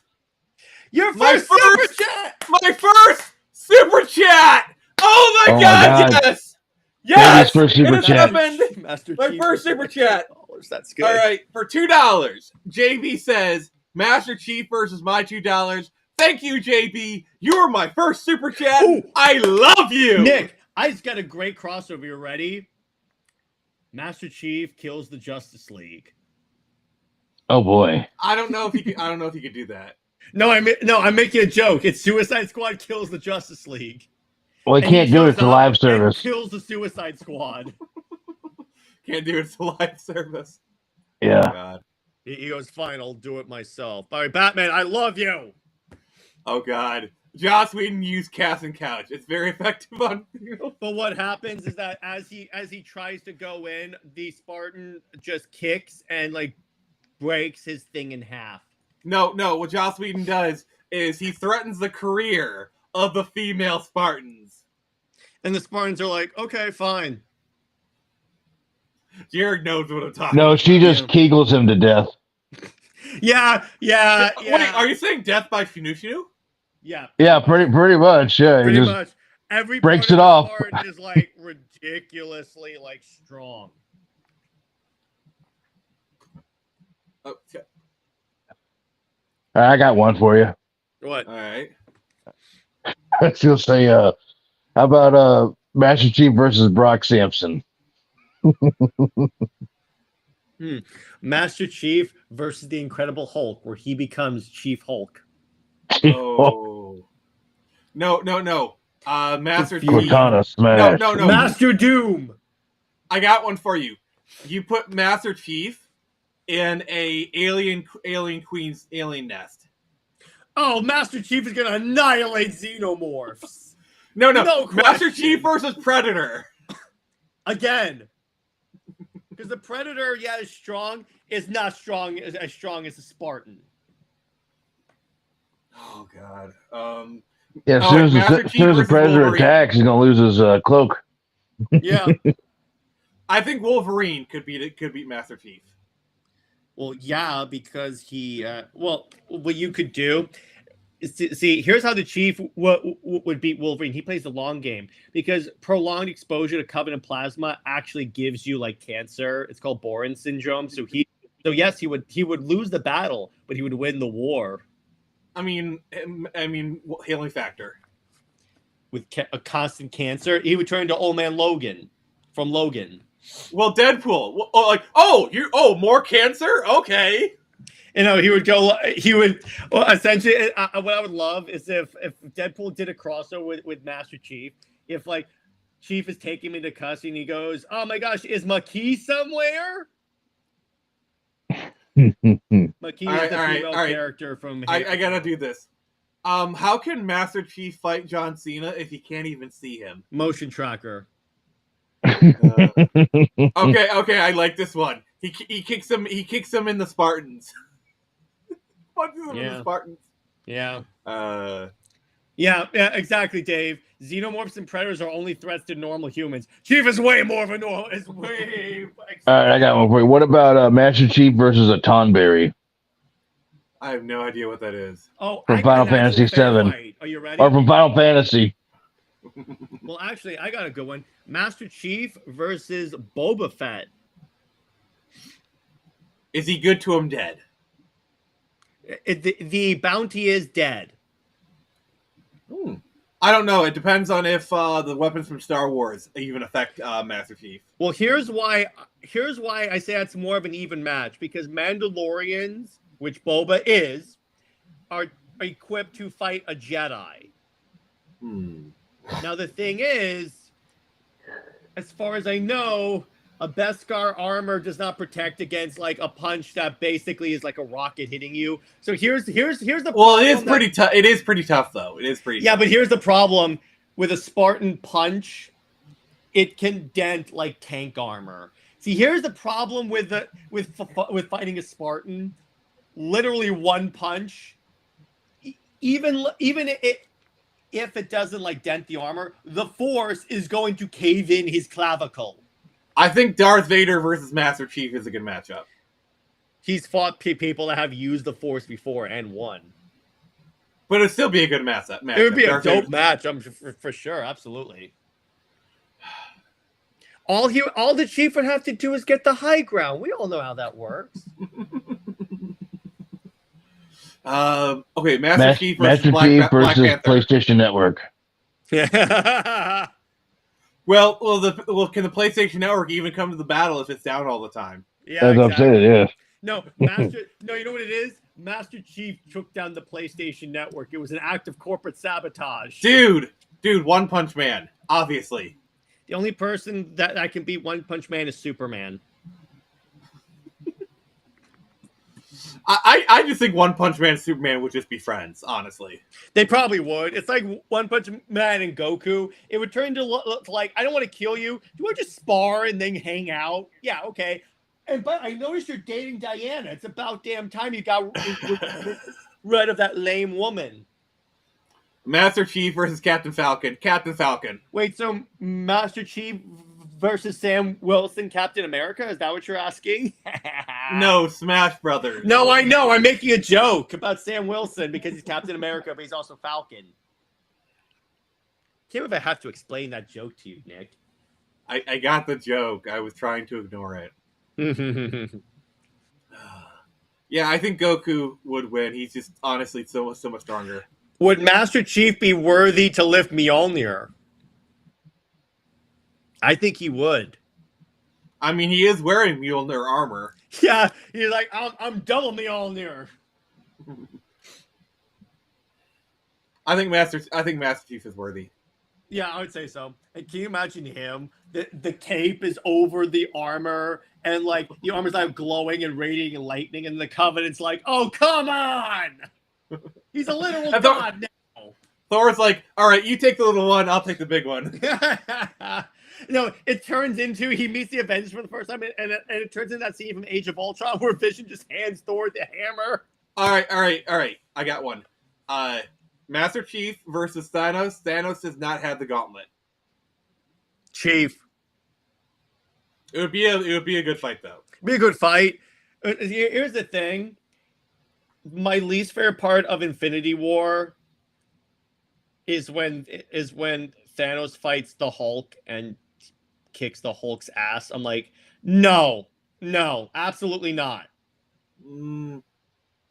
I mean, he does have the He power wasn't using stone. the gauntlet too, so that's the other thing. I'm like, really?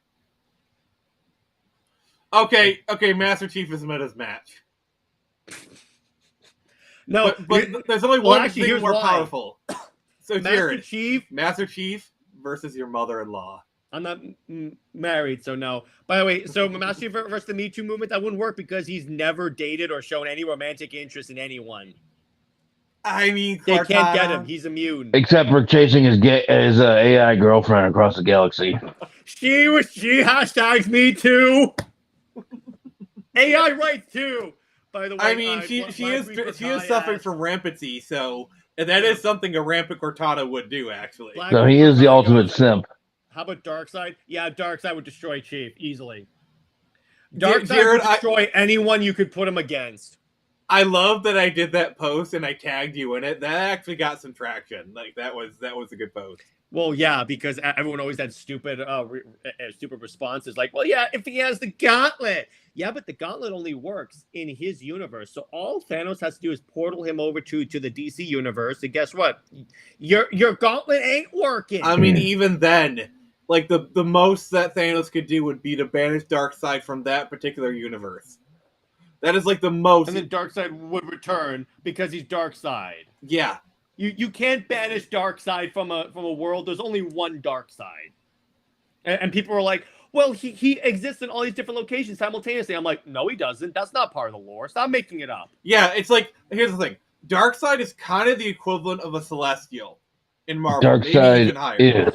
Mostly, yes. In terms of power level, he's a little more powerful, but I see what you're going for, Nick. Yeah. But that's just to kind of like if you kill Darkseid, he doesn't die. He just gets reverted to his true form because Darkseid is a being, is a for lack of a better term, a celestial being. You're only seeing his physical I'm body. just using the comparison for like the sake of equivalency. And the thing is Thanos is powerful, but he is not a Celestial. Yeah. And it's like the most he's powerful is when he has the gauntlet. Once you get rid of that gauntlet, and the gauntlet has a really glaring weakness, which is it can only work in its own universe.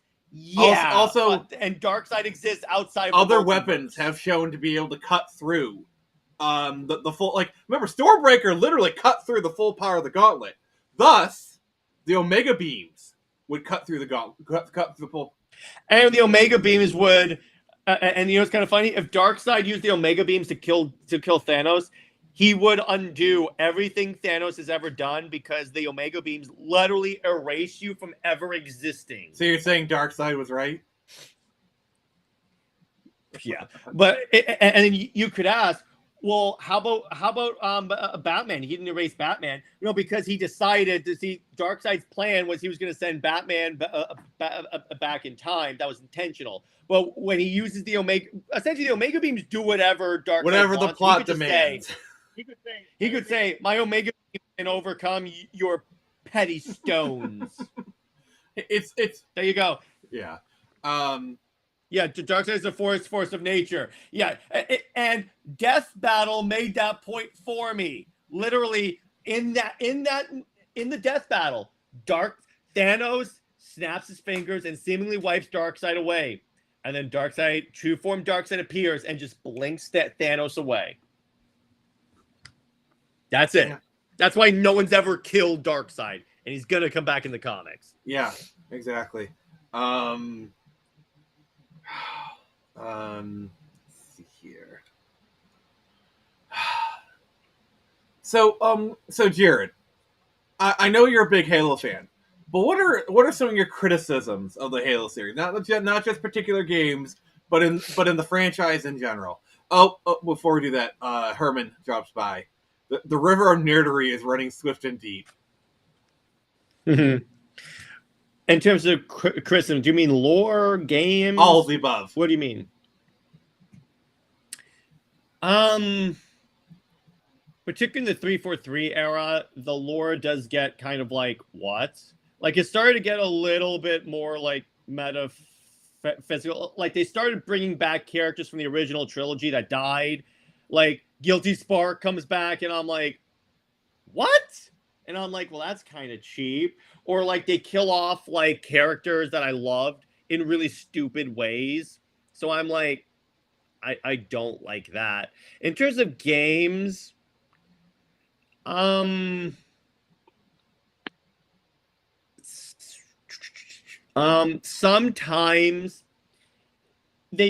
sometimes I feel like the Halo games can get sort of like complacent in that they don't innovate that much. It's like when fans put in sprinting, everyone throws a fit, and I'm like, yeah, but there's only so many times you can just walk somewhere, and that's the problem with like a lot of fandoms, is that fandoms don't like change, even if it kind of helps.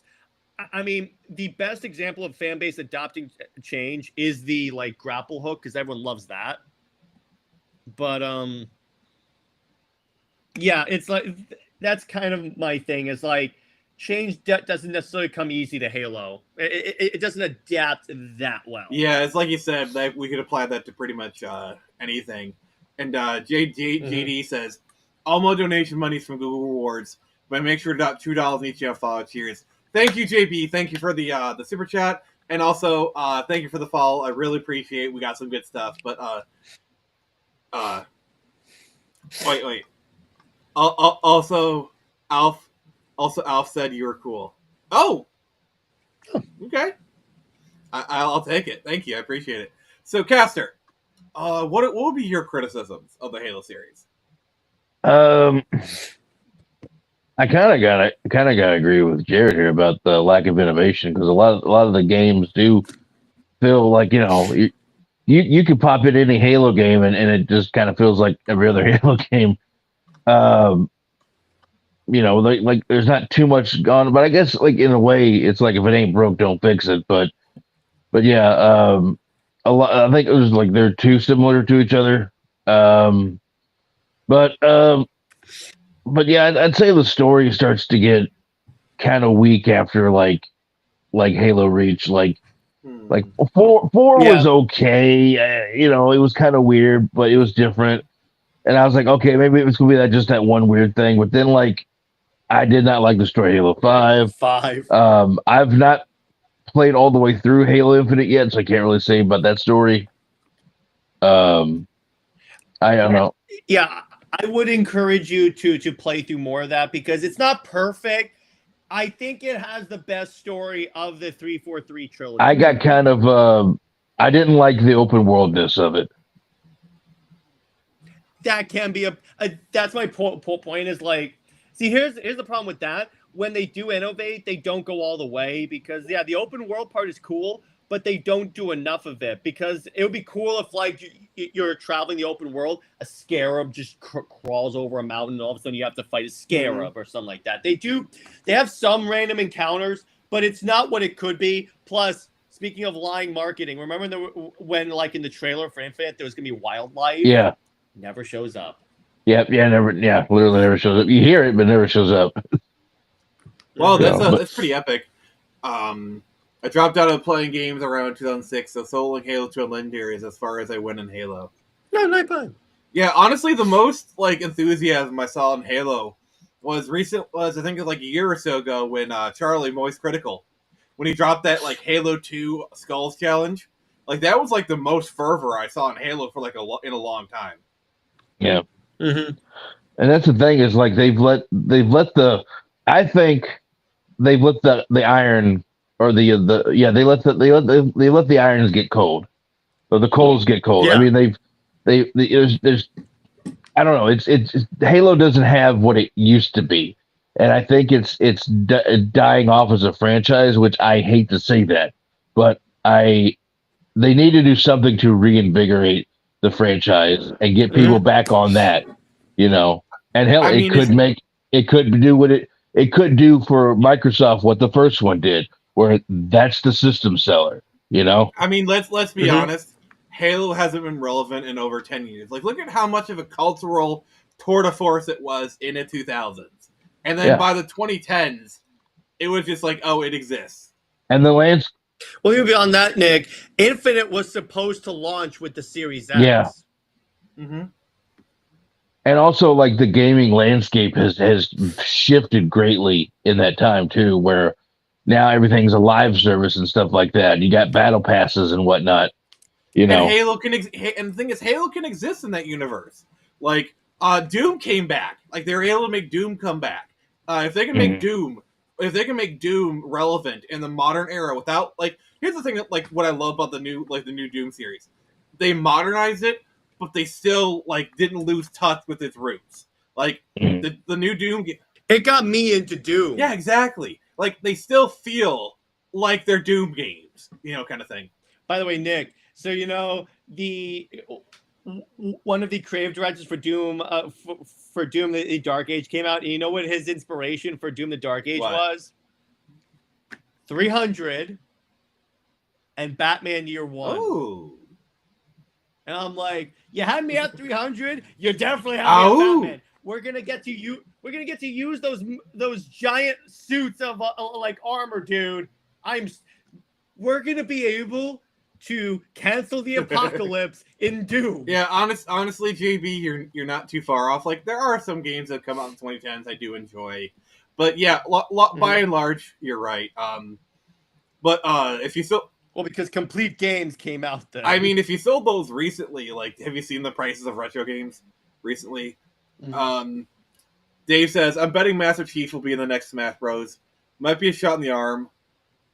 Yeah, like honestly, with as much as Microsoft is playing nice with Nintendo, I would not be surprised. Because here's the thing about like Smash Brothers, they went for the moon with the Ultimate, so I think they're gonna do like a limited roster for this one and like have a few new ones. Like, I think Master Chief coming in the next Smash is probably pretty likely. Mm-hmm. So you could imagine they also have Doom Guy in Smash Bros. So you could have Chief versus Doom Guy. I just want Crash Bandicoot in Smash Brothers. I am mad they didn't include him last time. No, they didn't. Oh, okay. Yeah, they didn't. All right. Yeah. So, actually, let's make this a topic. Like, what characters do you want to see in Smash, Jared?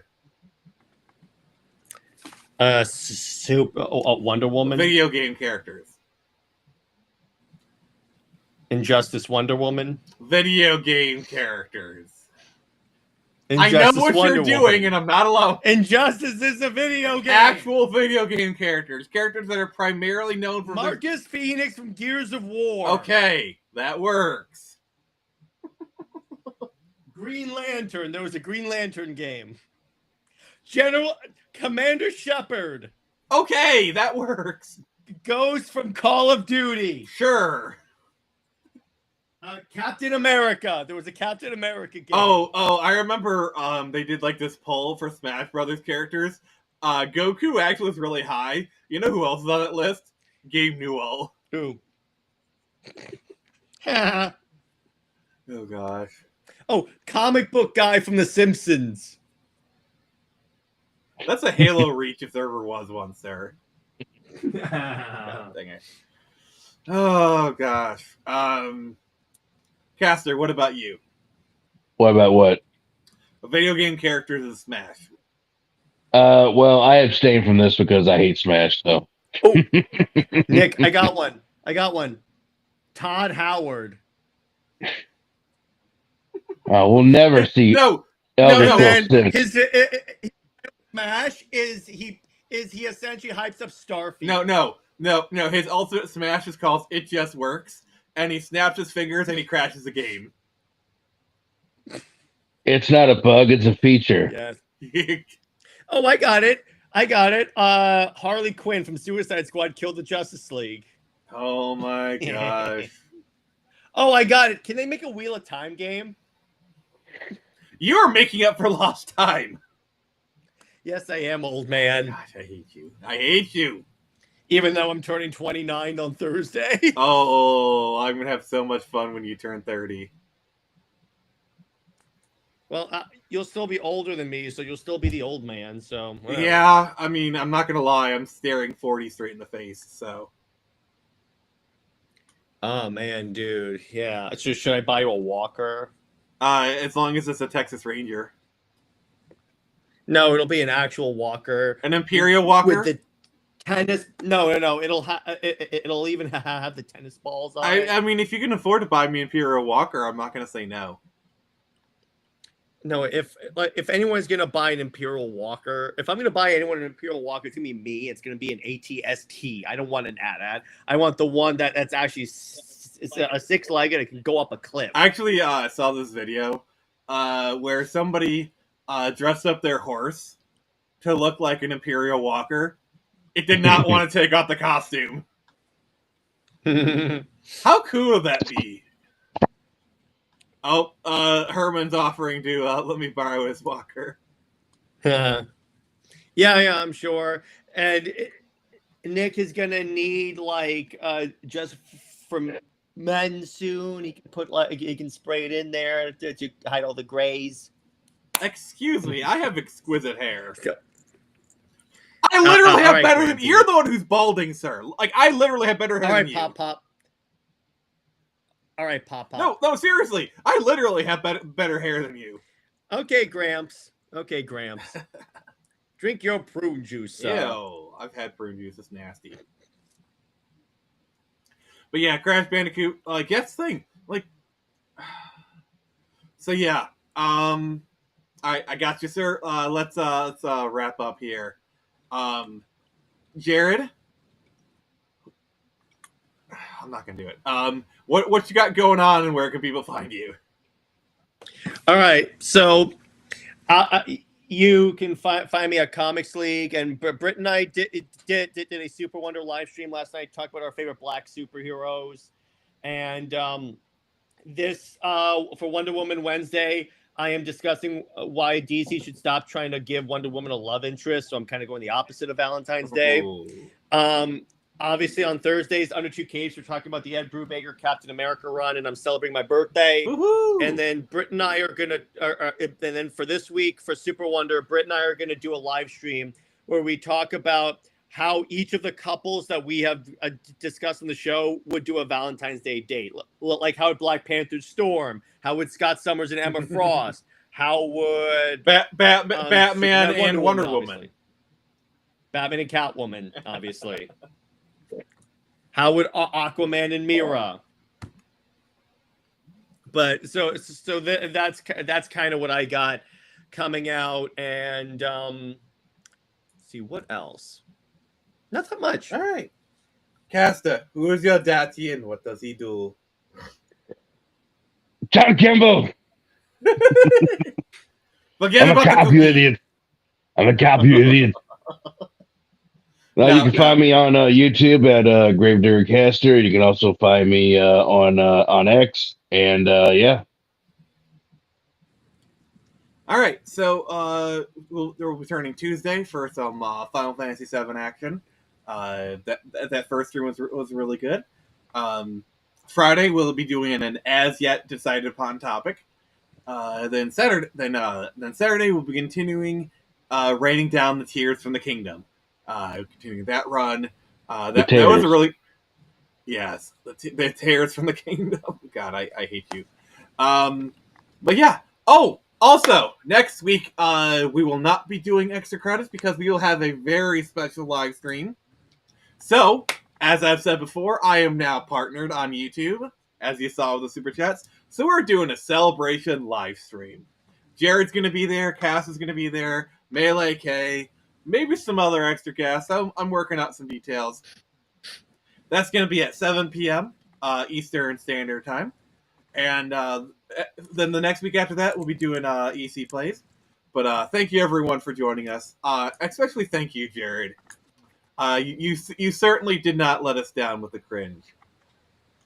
Anytime, dude. Anytime. And as always, it's been Nick for the Phoenix Press. Remember, I can always show you the door. You don't have to walk through it.